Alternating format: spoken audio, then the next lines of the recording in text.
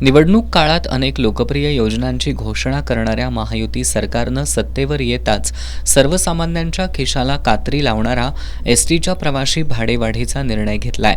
या भाडेवाढी विरोधात सर्वसामान्यांमधून नाराजी व्यक्त होत असून आज शिवसेना उद्धव बाळासाहेब ठाकरे पक्षाच्या वतीनं इचलकरंजी आगारासमोर चक्काजाम आंदोलन करण्यात आलं. तासभर चाललेल्या या आंदोलनादरम्यान शिवसैनिकांनी एकही बस आगाराबाहेर जाऊ दिली नाही. तासाभरानंतर एसटी प्रशासनाला भाडेवाढ रद्द करण्याची मागणी करणारं निवेदन सादर करून आंदोलन थांबवण्यात आलं. कागल आगारासमोरही शिवसेना उद्धव बाळासाहेब ठाकरे पक्षासह राष्ट्रवादी काँग्रेस शरदचंद्र पवार पक्षाच्या वतीनं चक्काजाम आंदोलन करण्यात आलं. यावेळी परिवहन मंत्री तसंच राज्य सरकार विरोधात जोरदार घोषणाबाजी करण्यात आली. अन्यायी दरवाढ करण्यापेक्षा एसटी प्रशासनानं चांगल्या स्थितीतील बस उपलब्ध करून देण्यासह प्रवाशांना चांगली सेवा द्यावी अशी मागणी यावेळी करण्यात आली. आंदोलकांच्या वतीनं आगार प्रमुख संदीप पाटील यांना निवेदन देण्यात आलं.